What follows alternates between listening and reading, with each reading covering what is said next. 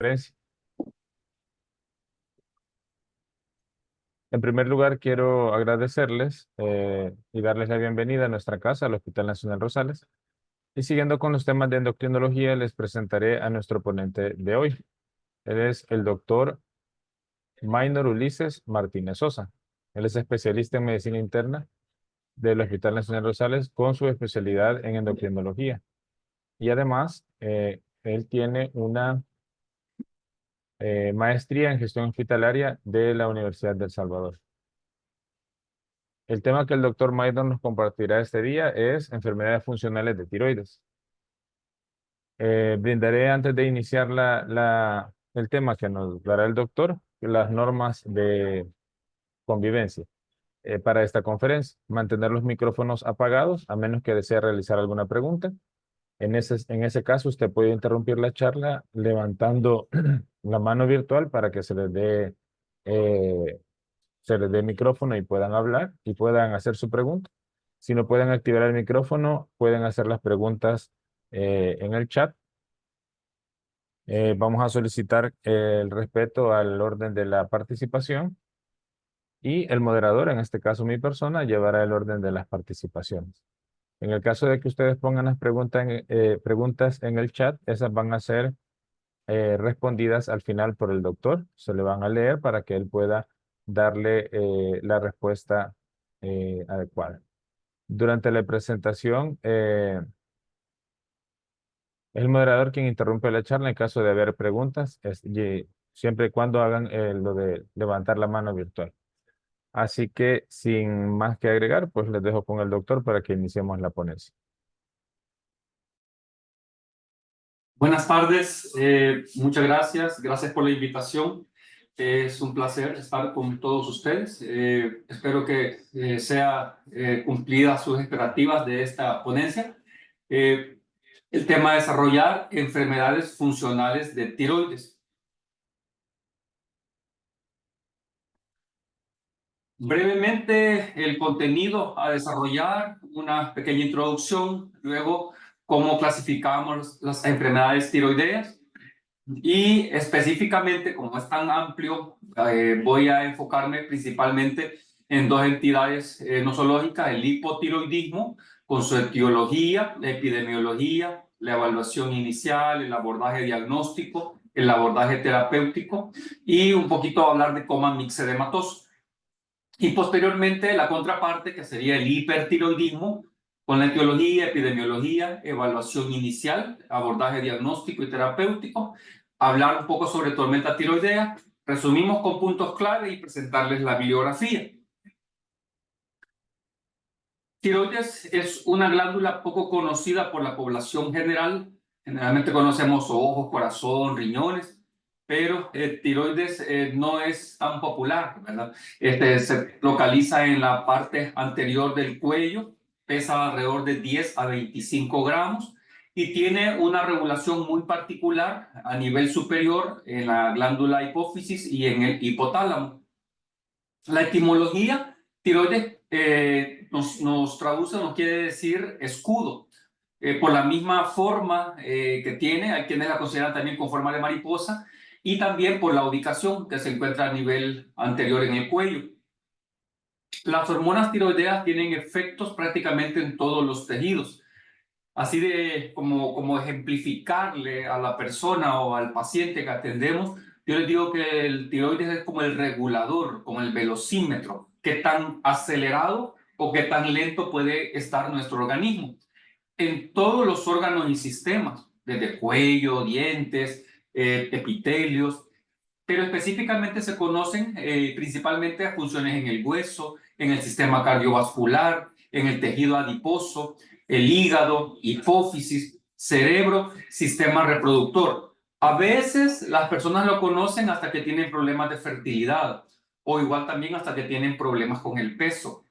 Es más, tiroides es culpada muchas veces de problemas de obesidad que no tienen ellas la causa, pero por eso generalmente se conoce mucho, que el paciente dice: yo quizás no bajo peso por mi tiroides, y es ahí cuando le investiga el médico. Para la síntesis de hormonas tiroideas, el organismo necesita que consumamos una cantidad apropiada de yodo. La hormona tiroidea tiene una cantidad significativa de yodo y casi la quinta parte del yodo que consumimos lo absorben las células tiroideas. 150 miligramos al día tendría que ser el consumo recomendado en adultos de yodo y en embarazadas un poquito más, 200 miligramos al día. Si son inferiores a esas cantidades, generalmente aparece el bocio. Con las políticas de yodación de la sal, generalmente se ha disminuido mucho las deficiencias de yodo a nivel latinoamericano, y un paciente que tenga una dieta balanceada, que incluya lácteos, que incluya semillas, que incluya hojas, ¿verdad? Hojas verdes, que incluya mariscos, no tendría por qué tener necesidad de un consumo adicional de yodo o un suplemento adicional de yodo para lograr los requerimientos diarios. ¿Cómo clasificamos las enfermedades tiroideas? Las enfermedades tiroideas tienen, según el criterio de clasificación, podríamos tener congénitas o adquiridas, iatrogénicas. También podrían ser enfermedades estructurales, funcionales. Podrían ser enfermedades autoinmunes o enfermedades malignas, dependiendo de la etiopatogenia.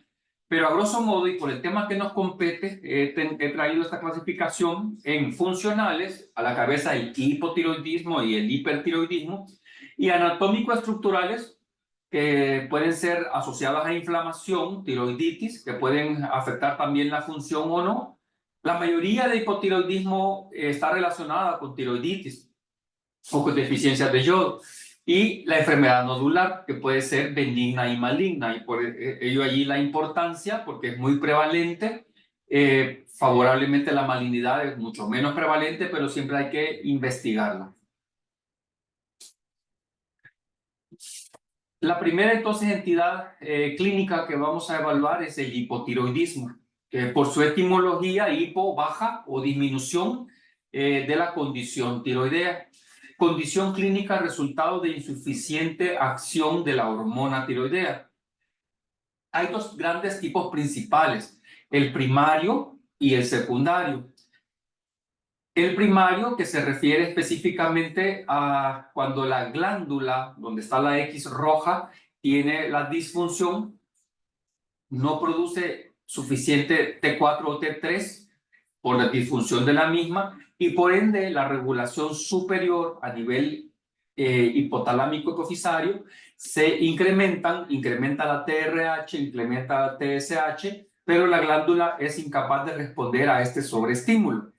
A esto se conoce como hipotiroidismo primario. Y el hipotiroidismo secundario, que hay quienes inclusive lo desglosan en secundario y terciario, pero generalmente se dice secundario a todo aquel que no esté el problema en la glándula tiroides, que sería a nivel de hipófisis o pituitaria o a nivel hipotalámico, ¿verdad? Generalmente asociados, por ejemplo, a traumas o enfermedades inflamatorias de la hipófisis o del hipotálamo, que llevan a una disfunción y consecuentemente a una falta de estimulación de la glándula tiroides y por ende la disminución también de las hormonas tiroideas. El hipotiroidismo primario, cuando es la glándula la que tiene la disfunción, corresponde al 99% de los casos. Puede estar relacionado con deficiencia de yodo, que se da en muchas latitudes de África, Asia y también en algunos lugares de Latinoamérica. Autoinmune, que es también bastante frecuente en nuestro medio, por ejemplo, es la más frecuente, y también en áreas de países en vías de desarrollo y desarrollados, lo que más prevalece. Cirugía, que da el antecedente del paciente de haber sido intervenido quirúrgicamente en la glándula, y también del tratamiento con yodo. El tratamiento con ablación con yodo por algunas causas, o también en dosis excesivas de yodo como se relaciona también, por ejemplo, con medicamentos que tengan mucho yodo incluido en su molécula, a la cabeza en nuestro medio la amiodarona. Y el hipotiroidismo secundario, que generalmente es resultado de alteraciones en la hipófisis anterior o en el hipotálamo. La epidemiología tiene la importancia epidemiológica porque también en la clasificación había mencionado yo que puede haber hipotiroidismo congénito, hipotiroidismo en la infancia, en la adultez y también en la tercera edad. En general, con la edad aumenta la probabilidad de padecer hipotiroidismo y, como la mayoría de enfermedades endocrinológicas, es más prevalente en mujeres que en hombres. Una incidencia de 0.6 hombres por cada 1000 habitantes y 3.5 mujeres por cada 1000 habitantes. También está denominado el hipotiroidismo subclínico. El hipotiroidismo subclínico es cuando hay alteración del valor del TSH que se correlaciona con valores para hipotiroidismo, pero con valores normales de hormonas tiroideas, T4 y T3. Del 3 al 15% de la población puede tener hipotiroidismo subclínico y esta prevalencia incrementa en arriba de 60 años, al 20%. La importancia es que inclusive hay estudios donde se correlacionan algunas morbilidades asociadas con el tratar o no tratar el hipotiroidismo subclínico y que uno de cada 5 casos, más o menos el 20% de hipotiroidismo subclínico, pasan a un hipotiroidismo franco. La evaluación inicial. Las manifestaciones pueden ser muy diversas y en algunos casos muy bizarras o poco específicas. ¿Por qué? Porque son manifestaciones o síntomas o signos que pueden tener personas que no tengan alteración tiroidea.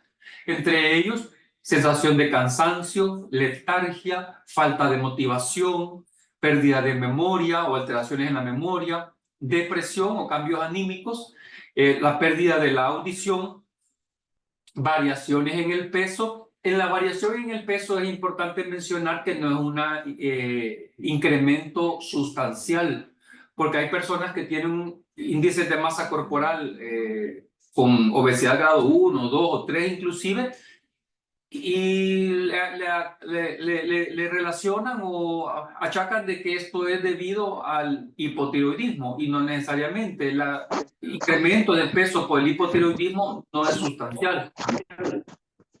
También dolor muscular, mialgias y dolores en articulaciones, alteraciones en el patrón del sueño, las uñas que pueden ser quebradizas, la población de las cejas puede disminuir, puede haber edema o hinchazón de la cara, especialmente alrededor de los ojos, puede haber cambios en la voz, ronquera, bradicardia o frecuencia cardíaca lenta y contracciones musculares débiles. Inclusive a la evaluación de los reflejos de estiramiento muscular pueden verse retraso o latencia. Especifico allí que en piel y anexos puede haber tejido mixedematoso con edema mucinoso. El edema es bien característico porque es un edema que generalmente no deja FOBE. En el sistema cardiovascular hay disminución del gasto cardíaco, pueden haber datos de insuficiencia cardíaca, hipertensión diastólica. A veces relacionamos hipotiroidismo con todo lo hipo y podemos pensar que el hipotiroidismo nos da hipotensión, y no es así. Debido a la disminución de la tasa de filtración glomerular y al mal manejo de volúmenes corporales, el líquido tiende a retenerse en la precarga y nos puede dar esa hipertensión diastólica. Y en algunos casos pueden haber serositis. De lo más característico, el derrame pericárdico. Poco frecuente, pero que sí puede estar relacionado y siempre debe considerarse en los diagnósticos diferenciales cuando nos presentamos ante un derrame pericárdico. En el sistema respiratorio, disminución de la capacidad vital. El paciente puede sentir también menor capacidad al esfuerzo y derrames pleurales. En el sistema gastrointestinal, el estreñimiento, que es muy frecuente, una manifestación debido a nuestras costumbres, a los hábitos que se tienen de ingerir poca fibra, poco líquido. El estreñimiento es muy prevalente en la población general y puede pensarse que es nada más parte del tránsito intestinal usual y no relacionarlo con hipotiroidismo. También distensión abdominal en los casos más severos. Y en el sistema nervioso central pueden haber alteraciones cognitivas, como mencioné, depresión, afectaciones de la memoria, la motivación y respuesta refleja tendinosa lenta. Esto es a grosso modo. Mientras más síntomas se sumen, más probable que sea el diagnóstico, pero el objetivo nuestro tendría que ser diagnosticarlo de una manera más temprana. Aquel paciente que ya tiene la facies en luna llena, que tiene la facies abotagada, que tiene la ronquera, la bradicardia de 50, el edema sin fobia, muy probablemente no se diagnosticó de una manera más temprana, aun cuando muchas veces el paciente buscó atención. Se le diagnostica anemia, se le diagnostica estreñimiento, se le da fibra, se le diagnostica para la ansiedad o la depresión, pero no se investiga el hipotiroidismo. Otra situación que también es importante en todo el historial clínico es preguntar en las mujeres en edad fértil la fecha de última regla. Varias situaciones, ¿verdad? Que pueden haber asociaciones con alteraciones menstruales hacia la oligomenorrea o también ausencia de ciclos menstruales, problemas de fertilidad, ¿verdad? Y no se diga la implicación que tiene que hacerse cuando una paciente hipotiroidea se encuentra embarazada. Examen físico, tenemos que nosotros que hacer todos los hallazgos de las manifestaciones clínicas que mencioné en la diapositiva previa, y el estudio inicial que debería realizarse es el TSH. No es necesario enviar TSH, T4 libre, T3 libre, T4 total, T3 total, cada vez que vamos a evaluar pacientes por problema tiroideo o por sospecha o para excluir esta posibilidad. El TSH está descrito como el estudio inicial base que nos va a diagnosticar y orientar en la mayoría de los casos sin necesidad de incurrir en gastos adicionales. ¿Cuándo vamos a agregar de una vez T4 libre? Considerarla cuando tenemos una sospecha fuerte de hipotiroidismo, cuando hay bocio asociado y cuando sospechamos de un hipotiroidismo central. Cuando nosotros anticipamos que el paciente muy probablemente tiene hipotiroidismo, es conveniente enviar TSH y T4 libre de una vez. Si es un diagnóstico de exclusión, pero no tenemos mayores hallazgos clínicos asociados a hipotiroidismo, o hay patologías que inclusive nos dice, mire, si tenemos esta patología autoinmune, deberíamos excluirla: alopecia, vitiligo, anemia perniciosa, esproecelíaco, diabetes 1, pero no tenemos hallazgos clínicos de hipotiroidismo, mandemos únicamente el TSH y eso va a ser suficiente. Según los resultados iniciales, tendríamos nosotros que hacer la consideración de hacer otros estudios por la prevalencia del hipotiroidismo asociado a tiroiditis, principalmente Hashimoto, los anticuerpos antiperoxidasa y otros estudios según consideremos convenientes. Si vemos pálido al paciente, un hemograma; si tenemos cambios inflamatorios, si tenemos dolores articulares, si tenemos inflamación intestinal, tendríamos que considerar también estudios referentes a la inflamación, sea proteína C reactiva, eritrosedimentación. Podríamos hacer uso también de otros anticuerpos en caso de que sean necesarios para investigar el estrés celíaco, o si tenemos, por ejemplo, bradicardia, hipertensión, hacer los estudios cardiovasculares pertinentes, neumológicos pertinentes, dependiendo del sistema o el hallazgo afectado. Esto es un algoritmo diagnóstico que se relaciona con cuando tenemos síntomas y signos sugestivos de hipotiroidismo. Vamos entonces a enviar la TSH sérica y considerar enviar la T4 libre o el índice de T4 libre. Si la TSH está incrementada con T4 libre baja o baja normal, entonces consideramos el hipotiroidismo primario. Por la prevalencia de la asociación con tiroiditis, enviamos anticuerpos antiperoxidasa. Si el cuadro clínico es reciente y tenemos anticuerpos presentes, consideramos entonces tiroiditis de Hashimoto. Hay casos en los cuales puede tener años de evolución ya el cuadro clínico y a pesar que es una tiroiditis de Hashimoto, no tener los anticuerpos antiperoxidasa elevados. Tratamiento, levotiroxina. Si los anticuerpos están ausentes en un paciente que es cuadro clínico reciente, consideramos otras posibilidades diagnósticas etiológicas que no sean Hashimoto. Por ejemplo, hipotiroidismo transitorio o tiroiditis postviral. ¿Qué nos podría orientar en esta causalidad?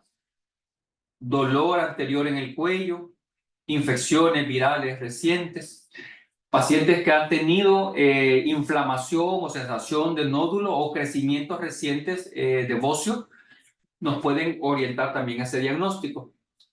Si nosotros entonces ya traemos que tiene el paciente clínica de hipotiroidismo, TSH incrementada, T4 libre baja, con anticuerpos negativos, y consideramos esta posibilidad de exclusión, podemos hacer la prueba terapéutica, tratar con T4 libre para mejorar la sintomatología del paciente y más o menos en 4 meses volvemos nosotros a evaluar al paciente, disminuimos la dosis de la T4 libre al 50% por 6 semanas y rechequeamos la TSH.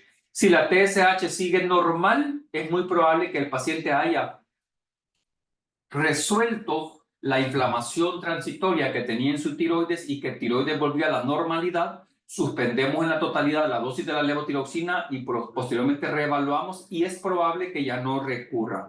Pero si el paciente al disminuirle la T4, la dosis de levotiroxina a las 6 semanas, chequeamos la TSH y esta comienza ya en ascenso, es muy probable que el paciente nos va a quedar ya permanentemente con un hipotiroidismo y tengamos que dar levotiroxina de por vida. Al paciente que tratamos con levotiroxina hay que explicarle la importancia de esta restitución hormonal. Igual también, por la vida media de la levotiroxina y los síntomas que inicialmente son muy vagos, explicarle, porque a veces el paciente dice ya no quiero tomar tanta pastilla, la suspende él solito y se va acostumbrando a su condición gradual de hipotiroidismo y cree que está sano o resuelto sin volver a chequearse.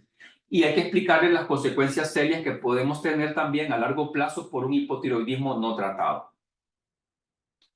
En la otra ala del algoritmo, si nosotros estamos con síntomas y signos de hipotiroidismo, medimos la TSH y la T4 libre, la TSH normal o baja y la T4 libre baja o baja normal, excluimos que esté con medicamentos que nos puedan alterar la fisiología de las hormonas tiroideas como la fenitoína, los salicilatos, ni tampoco reciente tirotoxicosis, podríamos estar ante un hipotiroidismo central. Y por eso es que a esta TSH se le conoce como una TSH no, en rango normal, pero anormalmente normal, ¿verdad? Y tendríamos que hacer la consideración, repetir el perfil, valorar o rehistoriar al paciente para ver, porque la frecuencia de esta entidad es sumamente baja, y entonces hacemos la consideración de resonancia magnética. Si está anormal, podríamos entonces haber localizado una lesión hipotalámico-hipofisaria y también debemos chequear otras glándulas como la adrenal, gónadas y chequear la prolactina. Y si está normal la resonancia, podríamos estar ante una resistencia a las hormonas tiroideas congénita o una deficiencia de la TSH por una enfermedad infiltrativa de hipófisis o de hipotálamo. Chequeamos entonces adrenal, prolactina y gónadas y tratamos ya sea con cirugía o drogas luego de la corrección adrenal, tiroidea u otras deficiencias, a veces relacionado con tumores y por eso menciona esto. Para efectos prácticos y con los objetivos que tenemos del abordaje en primer nivel del hipotiroidismo, en primer nivel prácticamente se enfocaría a todas las ramas izquierdas del algoritmo, tomando en consideración cuándo referir a un paciente. Y en la rama derecha es mejor la referencia con la especialidad. El abordaje terapéutico entonces es con levotiroxina. La vida media de la levotiroxina es de 7 días y debe ingerirse con el estómago vacío. La dosis inicial es de 1.6 a 1.8 microgramos por kilo de peso ideal por día. De peso ideal porque hay pacientes que son obesos, obesidad grado 2 o grado 3, y podría calcularse una dosis sumamente alta. Recordemos que pueden haber efectos adversos asociados principalmente al acostumbramiento de la dosis. El equilibrio de la levotiroxina se logra más o menos a las 6 semanas de iniciado el tratamiento. Esto es para efectos de la reevaluación. Porque a veces se da que el paciente toma una semana de tratamiento y dice me siento igual o peor, o me han comenzado hasta temblor en las manos o palpitación, ¿verdad? O no siento ninguna mejoría. O que a las 2 semanas se está chequeando nuevamente el TSH para ver si ya mejoró. Entonces hay que explicarle todo esto al paciente para tener bien claro cuáles son los objetivos del manejo, cuándo se espera la respuesta del mismo, cuándo vamos a rechequear y vamos a ir ajustando gradualmente la dosis. Consideraciones especiales en ancianos, principalmente aquellos que tienen problemas cardiovasculares, iniciar la levotiroxina a 25 microgramos al día, porque dijimos que la dosis es de 1.6 a 1.8 microgramos por peso ideal al día. Eso nos va dando en las mujeres alrededor entre 75 a 125 y en hombres entre 100 a 150 microgramos al día. La tableta que generalmente contamos es de 100 microgramos o de 50 microgramos. Muy frecuentemente en el mercado se encuentran tabletas entre 25, 50, 75, 88, 100, 112, 125, 150, 175 y 200. Porque en la medida de lo posible pues no tendríamos que fraccionar la tableta. Pero podemos hacer el uso según la dosis, calculando la dosis semanal también, ¿verdad? Y haciendo los ajustes del día a día para dar una dosis específica diaria. Entonces, en el anciano es preferible, en lugar de calcular de 1.6 a 1.8, darle mejor de una vez 25 microgramos día e incrementar 12.5 cada 2-3 meses según respuesta. O sea, no tenemos nosotros que correr con lograr una TSH objetivo de tratamiento cuando esta probablemente se alteró en semanas o meses. Y considerar también en todo paciente que iniciamos levotiroxina la coexistencia de insuficiencia adrenal. ¿Cuándo la vamos a considerar? Pacientes con perfiles que son compatibles con hipotiroidismo, pero que tienen bajo peso o que han perdido peso, que tienen náuseas, vómitos, episodios de diarrea, pacientes que tienen vitiligo, pacientes que tienen anemia, episodios de diarrea, estreñimiento. Entonces debemos considerar que no vaya a haber también una coexistencia de insuficiencia adrenal.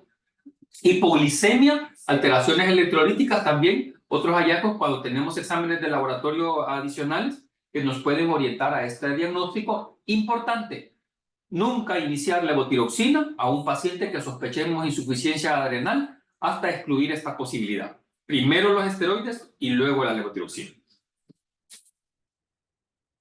La otra consideración es en mujeres embarazadas, consideración especial. El coma mixedematoso. El coma mixedematoso es el cuadro clínico por excelencia de la mayor urgencia del estado hipotiroideo. Aquí ya no solo es el problema de la caída de pelo, la alopecia, las cejas delgadas, el edema orbitario, la piel seca, macroglosia, edema, sino también alteraciones en la regulación de la temperatura, alteraciones cardiovasculares, alteraciones neurológicas que son de alerta, como hipotermia, bradicardia, bloqueos cardíacos, hipotensión arterial, hipoventilación, derrame pericárdico, hipo o arreflexia, distensión abdominal, ileoparalítico, anorexia, distensión vesical, disartria, disfagia, trastornos neurocognitivos. Hay una terminología que conocemos como locura mixedematosa, que también pueden haber alteraciones neurológicas graves del comportamiento, convulsiones, letargia, obnubilación, estupor, coma y asociación con insuficiencia adrenal en 5 a 10% de los casos.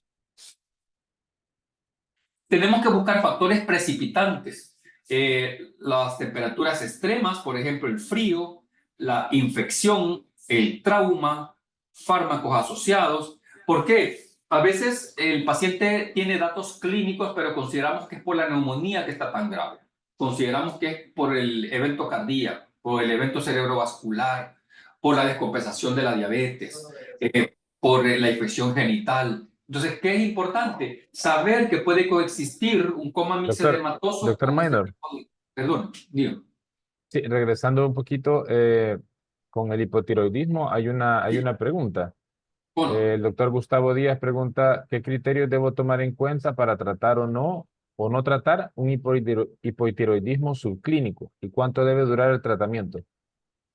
sí, el hipotiroidismo subclínico es controversial, pero ¿por qué? Le digo controversial, porque hay asociaciones que expresan su apoyo a tratar en su mayoría los hipotiroidismos subclínicos y hay algunas publicaciones que dicen que podrían ser contraproducentes.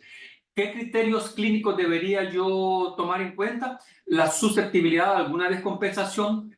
Si hay, vaya, el hipotiroidismo subclínico, la terminología subclínico realmente debería denominarse subbioquímico, porque es el TSH alterado, pero con la T4 libre normal, o las hormonas tiroideas normales, ¿verdad? Pero hay pacientes que ya tienen clínica de hipotiroidismo a pesar de que su bioquímica es de hipotiroidismo subclínico, ¿verdad? Entonces, en aquel paciente que tenga manifestaciones clínicas, mejor tratar, ¿verdad? Igual también aquellos pacientes que tengan coexistencia de otras enfermedades autoinmunes y que la incidencia o el riesgo de progresión a un hipotiroidismo franco también es más probable. O aquellos pacientes en los cuales no puedo lograr una compensación o un seguimiento adecuado, considerar tratar al paciente y darle un seguimiento con una TSH en 6 semanas a 3 meses para ver si se normaliza nuevamente, con la posibilidad que al volver a disminuir dosis o quitarla, podría volver a la normalidad. Si yo tengo un paciente carente de clínica y únicamente el perfil bioquímico compatible con hiposubclínico, mejor reevaluar al paciente en un periodo de tiempo con un nuevo perfil de un laboratorio confiable y así poder decidir o definir el diagnóstico. Entonces, es la clínica la que me va a dar la indicación o el apoyo para tratar o no a un hipotiroidismo subclínico, ¿verdad? Y del seguimiento del mismo o la tendencia a volverse un hipotiroidismo franco. Van a haber siempre algunos casos que van a ser controversiales, ¿verdad? Que algún colega lo pudo haber decidido tratar y otro colega con las mismas condiciones de paciente pudo haber decidido no tratar, pero siempre tiene que ser una decisión bien racionalizada. Bueno, continuando, el coma mixedematoso, tenemos que buscar entonces factores precipitantes, como por ejemplo frío, infección, trauma, fármacos, etc. Y saber que la coexistencia de otras morbilidades no me excluye esta posibilidad, porque pudo haber sido un paciente hipotiroideo diagnosticado o no, cuyo descompensación aguda me llevó a presentar el coma mixedematoso. Tendríamos nosotros que medir inmediatamente el TSH y T4 libre para apoyar el diagnóstico y ante la sospecha, si tenemos nosotros muchos factores que se nos suman para considerar que estamos ante un coma mixedematoso, entonces administrar hidrocortisona y administrar levotiroxina. ¿Qué factores? Vaya, por ejemplo, miren, tenemos nosotros un paciente con evento cerebrovascular, con fascia abotagada y con una frecuencia cardíaca de 60. Pero una temperatura de 36,5, 36,8, ¿verdad? Entonces uno dice, muy probablemente si este paciente, y cuando le decimos a los familiares, mire, esta persona, su carita como es, o tenemos alguna fotografía, no hay mayores cambios recientes, no tiene edema mucinoso, uno dice, no, muy probablemente tiene algunos estigmas, pero no es un hipotiroidismo o una descompensación para coma mixedematoso. Midamos entonces TSH, T4 libre para excluir nada más esta posibilidad. Hay pacientes también que tienen esta infección y están febriles o están taquicárdicos, ¿verdad? Y uno dice, esto me aleja la posibilidad de un coma mixedematoso. Pero si tenemos un paciente severamente enfermo, bradicárdico, hipotérmico, con edemas mixedematosos, sin fobia, muchos hallazgos clínicos que nos sugieren, entonces uno dice, sí, esto es más probable, porque a veces no tenemos las hormonas tiroideas disponibles y es el juicio clínico el que nos va a orientar cuáles son los factores que se nos suman para hacer esta consideración, porque sabemos que dar hormona tiroidea es incrementar el metabolismo hacia la catabolia si el paciente no la necesita. Entonces debemos ser muy cautelosos porque las dosis no son pequeñas. Si observamos aquí son de 200 a 500 microgramos que vamos a administrar. En este caso, como es a nivel hospitalario e idealmente si está disponible en la especialidad, debería llamarse, ¿verdad? Porque son casos más severos. Y aparte de la hidrocortisona, la levotiroxina puede requerirse soluciones hipertónicas y glucosa. El calentamiento no debe ser con calentamiento activo, con frazadas térmicas, sino que tendría que ser mejor con perfusión gástrica, que podría ser útil. Sí se puede arropar con frazadas, ¿verdad? Pero no frazadas térmicas de las que tienen calor activado, porque eso puede vasodilatar más y tener más consecuencias hemodinámicas. Entonces, si en el primer nivel llevan a un paciente de emergencia con facies abotagada, a reactivo, un paciente que tiene arreflexia o hiporreflexia, que tiene bradicardia, que a la temperatura no le sensa el termómetro o le pone 35, entonces es muy probable que lo tenga. Esteroides, si se tiene levotiroxina, si no se va a tener intravenosa, por lo menos por sonda y referir inmediatamente, ¿verdad? Pero si tenemos nosotros, por ejemplo, buenos reflejos, si tenemos una presión arterial aceptable, si no tenemos bradicardia, si no tenemos hipotermia, momento. Pues busquemos, reevaluemos, investiguemos otra causa y no nos dejemos ir siempre que esto va a ser un coma mixedematoso. El coma mixedematoso es la rareza, pero sí siempre debe pensarse porque también la mortalidad es alta. Eso espero, a grosso modo, tocar sobre los aspectos básicos y fundamentales del hipotiroidismo. Hay otras condiciones clínicas asociadas de hipotiroidismo, como la resistencia a las hormonas tiroideas, que considero que ya es más de la especialidad y que no, en aras de no confundir, prefiero quedarme con el hipotiroidismo primario, el secundario y terciario, que se explicó a grosso modo, y luego el coma mixedematoso, más que todo la identificación. La otra entidad clínica grande que quiero que revisemos en esta sesión es el hipertiroidismo. El hipertiroidismo, la terminología tirotoxicosis e hipertiroidismo son usados indistintamente. En la semántica así estricta, tirotoxicosis es las consecuencias clínicas orgánicas del exceso de hormona tiroidea circulante. Eso es tirotoxicosis. Y el hipertiroidismo es excesiva producción de hormona tiroidea por la glándula tiroides. Es decir, que puede haber tirotoxicosis sin hipertiroidismo, ¿verdad? ¿Cómo? A través de el suplemento exógeno. Cuando el paciente, ya sea por error o intencional, toma hormona tiroidea, incrementa las hormonas tiroideas circulantes y produce estados de tirotoxicosis. O también, cuando no es hipertiroidismo, es cuando es por la destrucción de los folículos que se libera mucha hormona tiroidea de manera transitoria, incrementa los niveles de hormona tiroidea circulantes sin que la glándula esté actuando excesivamente, sino que al contrario, se está destruyendo. Pero como les repito, en semántica van a escuchar ustedes tirotoxicosis e hipertiroidismo indistintamente, aunque sabemos que tiene esas pequeñas diferencias. En la etiología puede ser entonces por la sobreestimulación de los receptores del TSH, es decir, van a estimular a la hormona tiroidea, se va a estimular su sobreproducción a través de esta sobreestimulación de los receptores. Esto es lo que se da más frecuentemente, por ejemplo, en la enfermedad de Graves, ¿verdad? Que es la más conocida, que da característicamente la orbitopatía, las facies características, en los cuales los anticuerpos que se producen van y estimulan a los receptores de TSH. Nótese que no estoy diciendo que el TSH se incrementa. El TSH se suprime, ¿verdad? El TSH se va casi al cero, pero los receptores actúan como que si hubiera mucho TSH, porque la inmunoglobulina va, se acopla al receptor y lo estimula. Otra de las causas sería la liberación de hormona tiroidea por destrucción de los folículos, que es hipertiroidismo secundario, bueno, tirotoxicosis secundaria o transitoria, a la inflamación o la tiroiditis. Otros podrían ser iatrogénico, que puede suceder inclusive cuando damos ablación con yodo radiactivo, y también cuando damos hormona exógena, el iatrogénico. Cuando hay pacientes lastimosamente que dicen, mire, fíjense que dicen que con la hormona tiroidea se baja peso, ¿verdad? Y lo toman sin saber las consecuencias de óseas, cardiovasculares, anemia, etcétera, que pueden tener. Lastimosamente muchos son personas de salud, ¿verdad? Que logran tener el acceso a la hormona tiroidea o a algún familiar y así lo toman. Y menos frecuentemente el denominado tirotropoma. Allí sí, la TSH se incrementa por la excesiva producción a nivel de la hipófisis.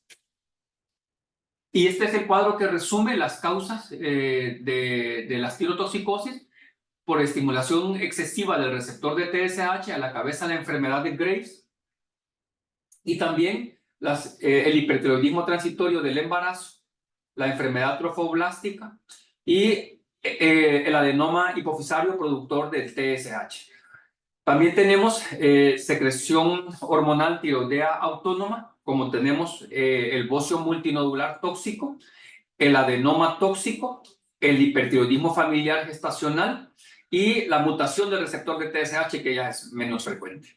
También la destrucción de los folículos con liberación de la hormona tiroidea, como por ejemplo las tiroiditis subagudas o de Kervain, la tiroiditis indolora, tiroiditis postparto, la tiroiditis aguda o tiroiditis inducida por amiodarona, por medicamentos como amiodarona, interferón, inhibidores de tirosina quinasa, la hormona tiroidea de fuentes extratiroideas, y aquí tenemos, por ejemplo, el sobrereemplazo, cuando estamos dando, por ejemplo, para pacientes con cáncer o para pacientes con hipotiroidismo y se sobredosifican.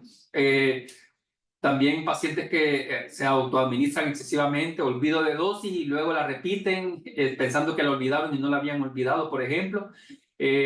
Comida o suplementos que contienen excesiva hormona tiroidea. También hay algunos cánceres metastásicos funcionales y estruma ovárico. Nos vamos a enfocar principalmente en el primero, ¿verdad? Cuando hay una excesiva estimulación del receptor del TSH con incremento en la producción.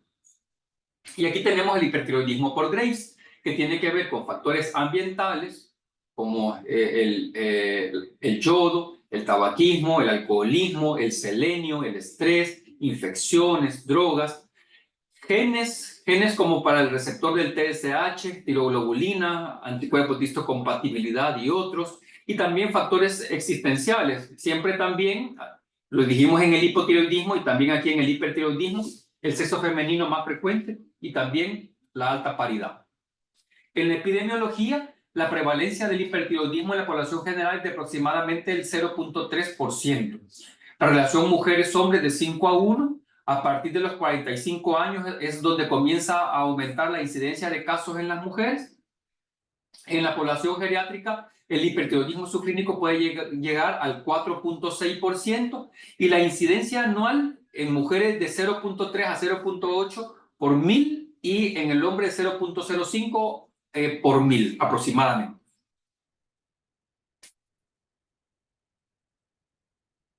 En la evaluación inicial tenemos los síntomas y signos. No todos los pacientes con tirotoxicosis, pero los que son por enfermedad de Graves, que es una de las causas más frecuentes, tienen orbitopatía, protrusión de uno o ambos globos oculares. A veces es asimétrico. También nerviosismo, el paciente acusa que se vuelve intranquilo, dificultad para dormir, alteración del patrón del sueño. Al inicio, inclusive el paciente puede ser más productivo, puede ser hiperkinético, pero luego la falta de sueño, el trastorno como insomnio, el nerviosismo le lleva a una fatiga crónica. Puede haber prurito generalizado, puede haber sensación de palpitación, puede haber pérdida de cabello, mirada fija. La mirada fija y a veces puede haber paresia de alguno de los músculos extraoculares con diplopia o visión doble, náuseas y vómitos en algunos casos, piel caliente y húmeda. Puede haber un bocio, generalmente un bocio difuso, blando, inclusive más blando que la consistencia normal de la glándula tiroidea. Aumento de la frecuencia cardíaca, y tremor o temblor en las manos, entre otras manifestaciones.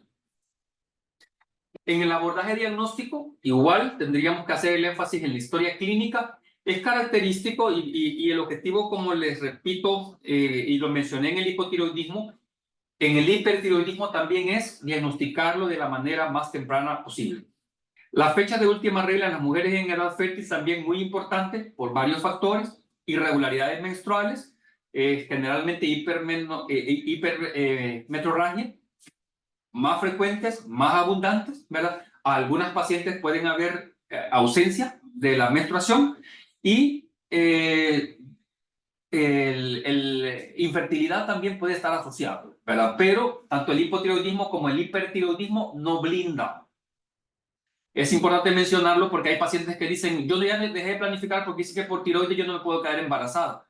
Alto riesgo y una responsabilidad para el médico. Asesorar adecuadamente y referir a las clínicas de fertilidad de alto riesgo, a las clínicas de alto riesgo materno, a toda paciente que padezca de tiroides, que tenga edad fértil y que no esté esterilizada. Debe de ser referida a alto riesgo materno. ¿Por qué? Porque es una responsabilidad, porque a veces el paciente o la paciente escucha lo que quiere escuchar, ¿verdad? Y cree que no puede quedar embarazada y en algunos casos quedan embarazadas y lastimosamente tienen tantas consecuencias fatales. Perdón. El examen físico, lo que había mencionado, y también el examen inicial a enviar, TSH. TSH y no todo el perfil. No tiene que estar enviándose T4 libre, T3 libre, T total, T4 total, porque eso es un gasto innecesario, ¿verdad? A veces el paciente se lo hace privado o a veces se lo hace institucional, y tanto para la institución o para el paciente sería un gasto innecesario estarle enviando todo el perfil cuando solo con el estudio inicial podemos tener nosotros el diagnóstico. En aquellos pacientes que tengan enfermedad nodular y principalmente si ha tenido dolor o alguna otra manifestación local en el cuello, tiroglobulina, eritrosedimentación nos podrían ayudar. Y para sellar la etiología, pero no imprescindible, se pueden enviar los anticuerpos antirreceptor del TSH. En la mayoría de casos no lo enviamos, inclusive en todas partes del mundo, porque no es necesario en la mayoría de los casos medir los anticuerpos antirreceptor de TSH para sellar el diagnóstico. Ahora, cuando se nos va saliendo un poco de lo esperado en el manejo o los resultados que vamos obteniendo, allí sí es mandatorio. ¿Cuándo realizar centellograma tiroideo? En las selecciones de las consultas externas a veces se da que todo paciente con tiroides le mandan pruebas tiroideas, todo el perfil hormonal, centellograma y ultra. Y no es así. El centellograma tiroideo es específico para pacientes que tengan tirotoxicosis, que tengan perfil tiroideo con supresión de la TSH, incremento de la T4 libre y con clínica de hipertiroidismo y enfermedad nodular tiroidea, ¿verdad? Ya sea un nódulo o múltiples nódulos en el cuello, entonces sí considerar el centellograma tiroideo para ver si hay un nódulo funcionante o múltiples nódulos funcionantes que puedan ser la causalidad. ¿Cuándo entonces realizamos ultra de cuello?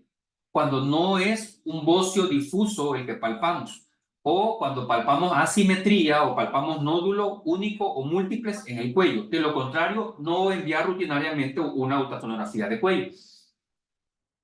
Bueno, este está un poco pequeño y por eso lo desglosé, lo voy a pasar en este mismo algoritmo del abordaje del hipertiroidismo. Lo vamos a ver aquí.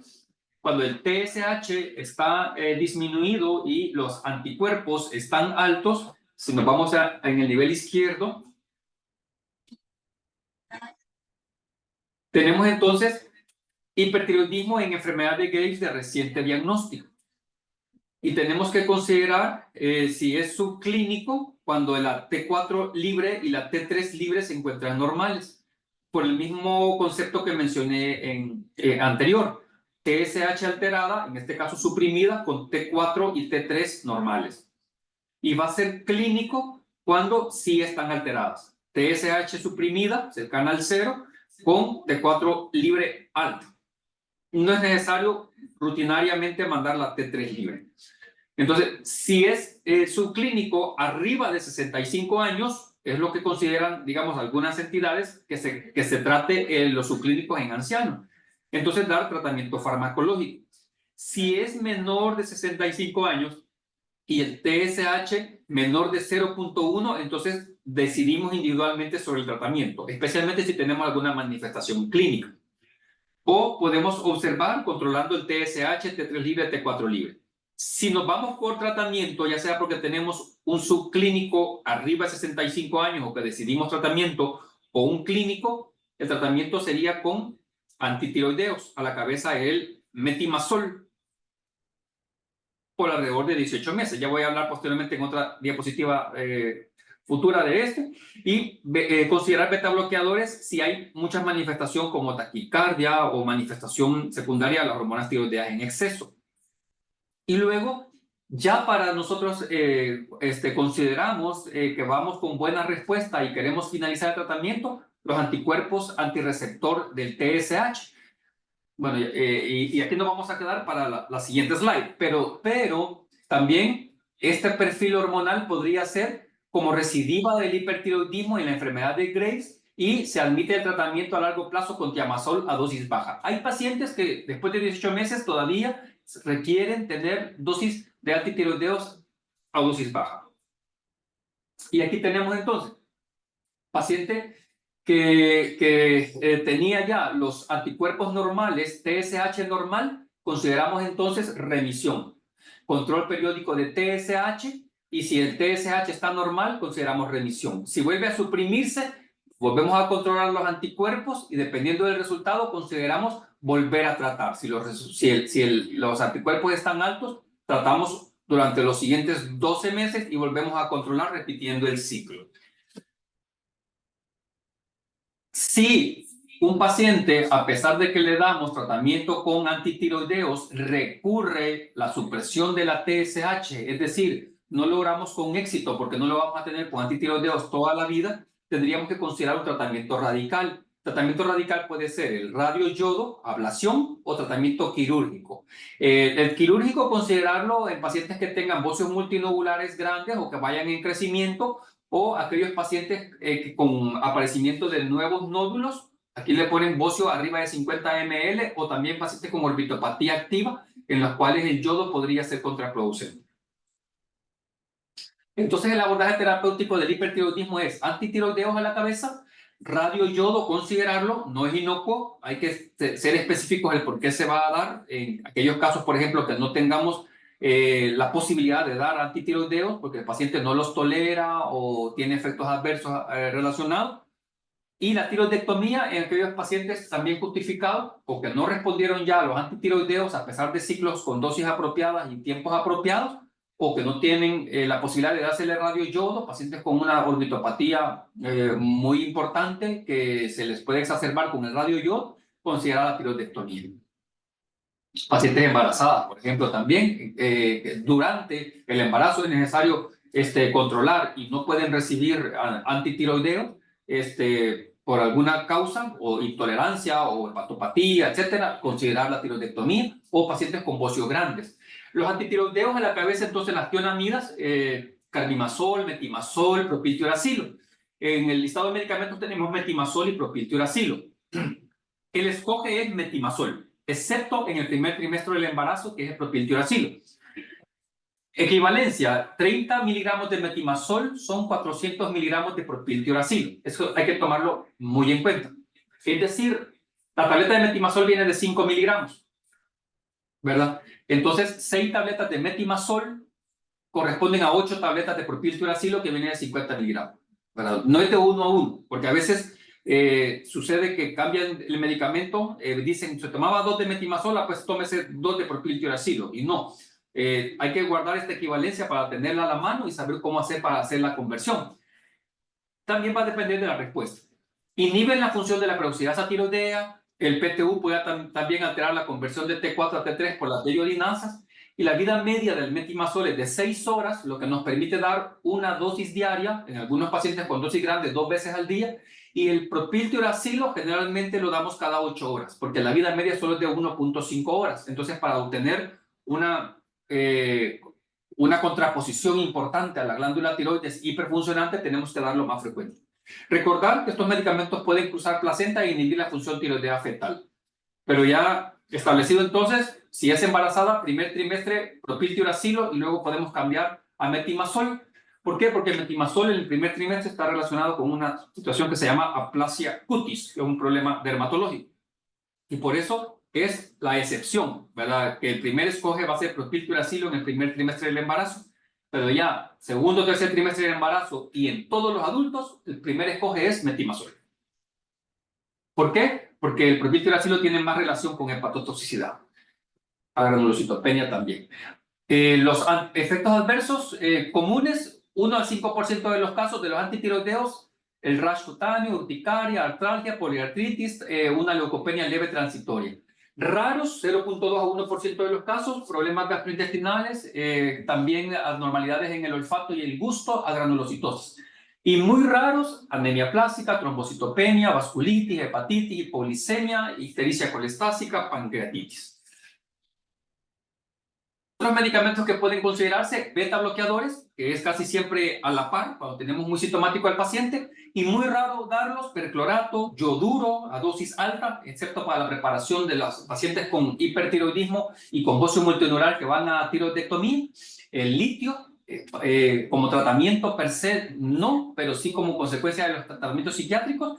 El selenio, la restitución, colestásicos, drogas inmunosupresoras. Rara utilización. Aquí en El Salvador no lo utilizamos. El yodo ablativo, tenemos que hacer la valoración individual, hay que tener cuidado en pacientes con orbitopatía porque se les puede exacerbar, cuidado en pacientes embarazadas. ¿Por qué? Es contraindicado, en embarazo es contraindicado, excepcionalmente se daría probablemente un óbito. Generalmente actividad cuando no tenemos ninguna otra opción, ¿verdad? Generalmente la actividad que se da de yodo es de 10 a 15 milicuris, justo para lograr en la mayoría de los casos hipotiroidismo. La remisión se da en aproximadamente un año y el 50% de los pacientes quedan hipotiroideos.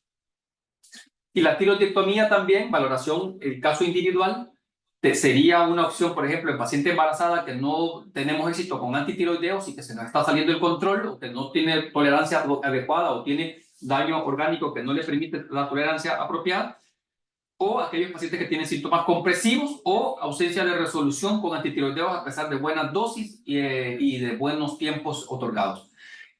La tiroidectomía obviamente a alta tasa de resolución, pero valorar costos, riesgos y complicaciones de la cirugía y también la experticia quirúrgica, ¿verdad? El cirujano tiene que ser de alta producción quirúrgica tiroidea y adecuada preparación y seguimiento. Y como último punto para tratar, la tormenta tiroidea, generalmente asociada a una taquicardia severa, a fibrilación atrial o ventricular raras veces, psicosis, agitación, alteración del comportamiento agresivo, sudoración, náuseas, vómitos, deshidratación, dolor abdominal, tremor, inquietud o falta de tranquilidad, altas temperaturas corpóreas, ictericia, edema periférico y pulmonar, disnea, signos focales de infección, colapso circulatorio, bocio, coma. Como son tantas manifestaciones, igual también podrían ser no concretas o no específicas. Hay una tríada que se considera alteración del sistema nervioso central con taquicardia y fiebre súbita, que no nos lo explique una infección, ¿verdad? Porque un absceso cerebral nos puede dar eso, ¿verdad? O una meningitis, ¿verdad? Entonces, debemos nosotros estar muy conscientes de cómo ha sido el cuadro clínico y prácticamente se nos va a un diagnóstico de exclusión. Los factores desencadenantes podrían ser cirugía tiroidea por la manipulación. Aquel paciente que ya tiene un antecedente de padecer de tiroides es como más fácil, ¿verdad?, sospecharlo, pero aquellos pacientes que no tienen ningún antecedente de patología tiroidea es mucho más difícil y aquí tenemos más el abordaje adecuado. Cirugía tiroidea, abandono del tratamiento antitiroideo, tratamiento con radioyodo en antecedente, administración de fármacos con yodo, contrastes y amiodarona, ingesta de hormonas tiroideas, ingesta de simpáticos miméticos, procesos intercurrentes, situación de tensión emocional extrema, traumatismo, parto y cesárea, toxemia gravídica, palpación tiroidea energética, que sería también en raras veces. Y tenemos una escala de Busch y Wartowski. Hoy con las herramientas informáticas pues deberíamos tenerla a la mano. Ante la sospecha, digamos en el primer nivel, le llega a la unidad de emergencia una paciente sumamente agitada, taquicárdica, febril, que ustedes consideran que puede estar en una tormenta tiroidea, tiene arritmia, hay posibilidades de tomar un trazo cardíaco. Entonces, ven ustedes los parámetros para hacer esta consideración. Obviamente no va a ser el primer diagnóstico. Esta es la rareza, ¿verdad? No vamos a pensar, como decimos, teniendo caballos enfrente o en la cebra, ¿verdad? Sino que esta es la rareza y tendríamos que hacer la exclusión de otras posibilidades que son más frecuentes. Pero si el paciente nos dice, mire, fíjese que ella padece de tiroides, o le ven un bocio, o el paciente estuvo con antitiroideos y lo suspendió, más apoyo diagnóstico, ¿verdad?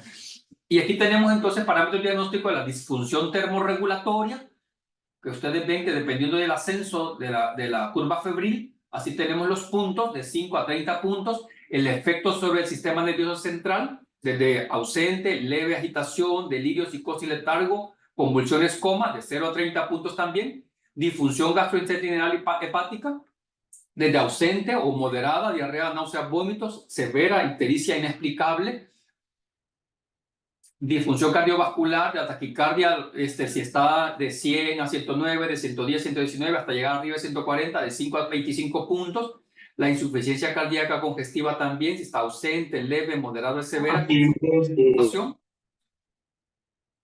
luego, fibrilación auricular, ausente, presente, evento precipitante, ausente, presente. ¿Cómo lo interpretamos? Ya luego que sacamos el puntaje de Burch-Wartowski, la interpretación, 45 puntos o más, tormenta tiroidea, alta sospecha, 25-44, sugestivo, y abajo de 25, poco probable. Y así entonces la referencia o la interconsulta para el abordaje.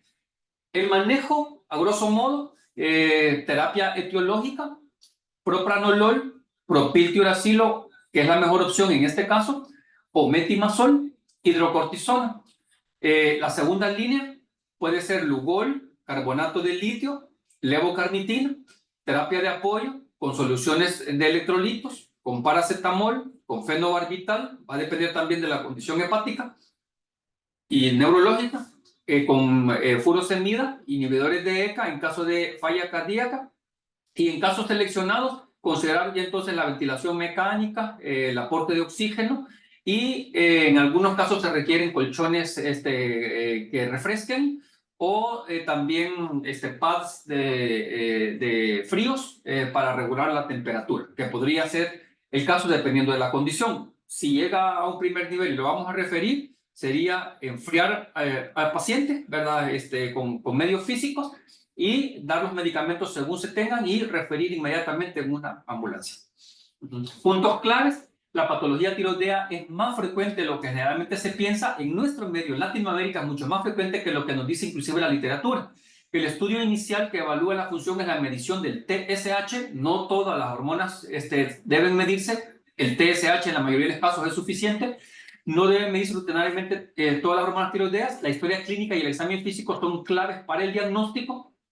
Y para orientar también, se da a veces que, por ejemplo, sale con un asterisquito, un T3, y ya con eso dicen, problema tiroideo, ¿verdad? Y porque se envió todo el perfil sin haber tenido un sustento en la historia clínica y en el examen físico. Entonces, seamos muy críticos a la hora de enviar los exámenes y rehistoriemos al paciente, reexaminemos al paciente, porque los exámenes, como hay tanta variabilidad en los resultados, pueden equivocarnos más que ayudarnos cuando no hay una clínica que lo acompañe. El citograma tiroideo y citología por aspiración con aguja fina tienen indicaciones precisas, y el adecuado seguimiento clínico y bioquímico son importantes. Es importante decirle al paciente que en muchas condiciones tiroideas, cuando ya se tratan, hay que dar un adecuado seguimiento, y porque ellos muchas veces suspenden solitos los medicamentos y suspenden los seguimientos sin tomar en cuenta las consecuencias que pueden ser muy, muy serias. A veces el paciente cree que el hipotiroidismo solo le va a afectar tiroides o solo le va a afectar probablemente el peso, y no toma en consideración que hasta le puede tener alteraciones hemodinámicas, óseas, hematológicas, etc. El embarazo, la infancia y la tercera edad requieren consideraciones especiales para su abordaje. Hay que tener mucho cuidado en estos tres grupos especiales, porque las consideraciones ya de la patología tiroidea son todavía más específicas, y si no se pone el adecuado cuidado puede tener también iatrogenia, o podemos tener mal manejo de los casos. Aquí un poco de la bibliografía consultada. espero que sea de provecho el tema y si hay alguna pregunta o algún comentario, pues será bien recibida y con todo el esfuerzo pues haré por resolver.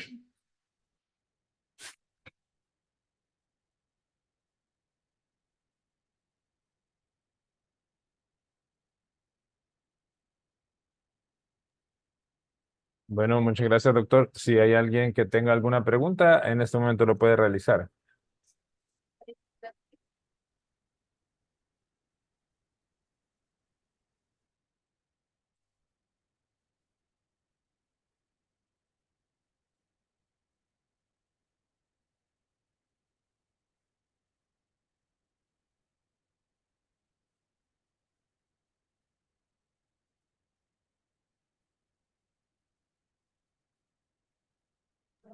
Sí, tenemos algunas preguntas. ¿Todo paciente con bocio es necesario que se le realice ultrasonografía? Preguntan. Como mencioné en enfermedad de Graves, cuando el bocio es difuso, no, ¿verdad? No es necesario. ¿Cuándo vamos a realizar ultrasonografía? Crecimientos dolorosos, crecimientos progresivos y rápidos y también crecimientos nodulares. Un nódulo o múltiples nódulos, ahí sí es conveniente. Y también en el seguimiento ya de la patología nodular o de los cánceres, ahí se realiza. Pero de entrada, si el bocio es difuso, no es necesario hacerlo rutinariamente. En la mayoría de los casos no va a ser necesario cuando el bocio sea difuso. Por eso, la palpación es muy importante que se haga apropiada, la técnica de nodularidad. Es decir, no solo tenemos que desplazar sobre la piel del cuello los dedos, sino que hacer una especie como que estamos tocando teclas, ¿verdad? Para ir discriminando la anatomía normal de la glándula tiroides. Siempre hacemos la analogía de que la consistencia de la glándula tiroides es mucho al lóbulo de la nariz, a la punta de la nariz. Esa sería como la consistencia usual, normal. Más blando que eso, y muchas veces son crecimientos agudos, ¿verdad? Y más duro que eso nos tendría que llamar la atención. Sí. Preguntan también con respecto a la alimentación. ¿Nos puede ayudar qué evitar si tenemos hipotiroidismo en cuanto a la alimentación? En la alimentación, lo que tendríamos que evitar son suplementos de yodo excesivos. Por ejemplo, hay múltiples vitaminas que tienen cargas importantes de yodo que no serían recomendables rutinariamente en la población general. Una dieta balanceada que incluya lácteos, que incluya vegetales, principalmente vegetales verdes, pues que puede incluir pescado, mariscos, es suficiente, ¿verdad? No, los lácteos como el yogur, por ejemplo, tienen cantidades pequeñas de yodo apropiadas. Lo mejor sería obtener el yodo de la dieta, ¿verdad? En una dieta balanceada. Porque a veces les dicen a las personas, mire, si usted padece de tiroides, evite el repollo, evite coliflor, evite, y les ponen una gran lista de lo que tiene que evitar, evite mariscos, evite lácteos, evite no sé qué, y no es así. Sí puede consumir yodo, pero lo importante sería en cantidades moderadas y balanceadas, tanto en el hiper, el hipo y en la población general. Lo más importante es la dieta balanceada, que estar haciendo restricciones ilógicas y excluyendo algunos alimentos per se, solo por el hecho de que tengan o contengan yodo. Ok, también preguntan, eh, ¿qué podemos hacer si soy un paciente con tiroides y nos sentimos con depresión? Si ya está controlada su condición tiroidea, me refiero al perfil hormonal, el TSH, en un rango objetivo, la mayoría de las veces el rango objetivo es lo más cercano al 2.0, ¿verdad? Adicional a eso, tendríamos que medir, allí sí, anticuerpos. Hay pacientes que tienen o persisten teniendo síntomas clínicos de disfunción tiroidea por la elevación sumamente alta de los anticuerpos, como para saber en qué contexto estamos. Si la condición tiroidea ya se compensó, lo importante sería también obtener la ayuda profesional específica por parte de psiquiatría o psicología, porque a veces tenemos tiroides y a todo manifestación clínica adicional pensamos que es eso. O igual también hay pacientes que tienen un grado de autoinmunidad tal que sus síntomas no se controlan únicamente con la restitución de la hormona tiroidea. En estos casos sí sería conveniente, si usted ya está con un adecuado control de su condición tiroidea, con la restitución hormonal y un TSH objetivo con anticuerpos estables, consultar la ayuda profesional ya por el especialista. Ok, preguntan, ¿la pérdida de cabello se deberá a una sospecha de hipertiroidismo? No hay diabetes ni otra enfermedad de base. Tanto el hipertiroidismo como el hipotiroidismo pueden dar alteraciones en la implantación del cabello, pérdida de cabello. Entonces, es en los diagnósticos de exclusión. Recordemos que de las causas más frecuentes de alopecia son causas autoinmunes, causas idiopáticas, y tiroides sería de las menos frecuentes, que tendrían que investigarse, porque las otras son diagnósticos de exclusión, ¿verdad? Pero no necesariamente cada vez que haya casos de alopecia o alteraciones en la implantación del cabello es por el problema tiroideo. Hay que investigar si hay alteración, controlar, y si persiste también la evaluación por dermatología. Preguntan por el uso del citrato de magnesio. El magnesio lo han popularizado mucho como para el cuidar la salud tiroidea, pero hasta la fecha no tiene un peso de evidencia que me justifique el uso del citrato de magnesio en la patología tiroidea. No estaría indicado ni como preventivo ni como tratamiento de alguna condición tiroidea. Preguntan también si la persona que toma levotiroxina debería tomar vitamina. La condición tiroidea específicamente está relacionada nada más con anemia perniciosa. Hacer la consideración de los suplementos de las vitaminas del complejo B, ¿verdad? Rutinariamente no, si tiene una dieta balanceada. Igual también porque vi allí que agregaron sobre la vitamina D. No tendría que agregarse rutinariamente vitamina D si tiene una alimentación balanceada y una adecuada exposición a la luz solar. ¿Qué es importante? Hacer la recomendación, porque creo que no lo mencioné, que la levotiroxina es muy, yo les digo que es muy quisquillosa. Tiene que tomarse con el estómago vacío, por lo menos 2 horas después de haber ingerido algún alimento, o si es posible todas las mañanas en ayuna, y esperar al menos 1 hora para poder comer algo. Sí puede tomar agua, pero no tomarlo a la par de ningún otro medicamento, porque a veces hay pacientes que, por ejemplo, toman lansoprazol en la mañana y dicen, pues me la voy a tomar justo junto al lansoprazol, y no es así, ¿verdad? Tiene que ser en ayuno, temprano en la mañana, y luego a la hora ya puede desayunar o tomar otros medicamentos. Hay pacientes que desayunan muy temprano. Me dicen, mire doctor, yo a las 4:30 me levanto, pero yo tengo que desayunar a esa hora porque me voy a las 5. Y entonces no me puedo esperar 1 hora. Entonces hágalo en la noche. Llegue a su casa, cene, espere por lo menos 2 horas, tome la levotiroxina y ya luego se acuesta. Eso podría ser también otra de las opciones. Y como le repito, suplementos vitamínicos rutinarios no tendría por qué, a menos que se demuestre alguna hipovitaminosis o anemia ya documentada, para entonces dar suplemento. Eso creo que ayudaría también con la otra pregunta que habla acerca del uso de la levotiroxina y el consumo de lácteos. Dice, me han dicho que no consuma lácteos en el desayuno porque no se absorbe bien la pastilla.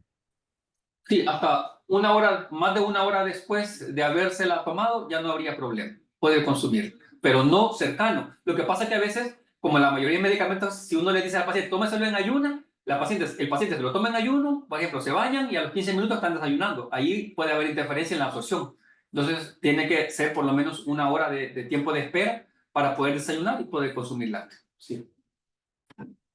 En ese caso, como lo que está mencionando es que el estómago debe estar vacío, cualquier alimento podría afectar la absorción, porque preguntan también por los alimentos con gluten, que si pueden Sí. afectar la absorción. Sí, están mencionados los alimentos con gluten, por lo que les mencionaba de la relación del hipotiroidismo, de la tiroiditis de Hashimoto con la enfermedad celíaca. Por eso lo relacionan mucho, que si el gluten afecta. Si el paciente no tiene enfermedad celíaca, el paciente con hipotiroidismo se toma la levotiroxina en la mañana, espera 1 hora y ya puede consumir alimentos, incluyendo con gluten, si no padece enfermedad celíaca. No habría ninguna interferencia si lo aleja de la hora de la toma. No hay ninguna interferencia. Ujú. Y también preguntan con respecto a lo que usted decía de ¿se puede tomar en ayunas o en la noche? Pero en la noche, ¿a qué hora sería? En la noche, 2 horas después de la última comida, y ya no comer nada más, ¿verdad? Sería lo importante. A veces allí tenemos problemas con pacientes que toman medicamentos nocturnos. Hay que ver qué medicamentos son. Hay gente que toma, por ejemplo, anticonvulsivantes o que toma, entonces hay que tener cuidado porque tenemos que alejarlo.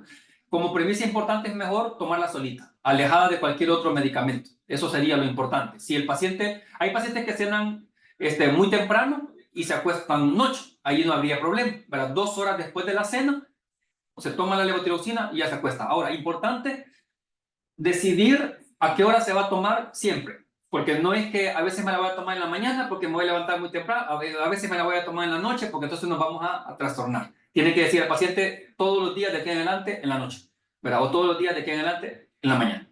Así es. Y por la vida media de la levotiroxina, también, y porque solo tenemos presentaciones de 50 microgramos y de 100 microgramos, es importante también saber que podemos hacer los ajustes en la semana. Por ejemplo, yo puedo decirle al paciente, ajustando la dosis, tómese una tableta de 100 microgramos del lunes a viernes y una de 50 el sábado y una el domingo para hacer una dosis semanal, por ejemplo, diaria de 88 o de 75. Así como ir ajustando la dosis por la vida media que tiene el medicamento. Podemos hacer ese juego también, pero a veces es mejor escribírselo en una tablita al paciente para que no se nos vaya a confundir y que lo tome apropiadamente como se lo indicamos.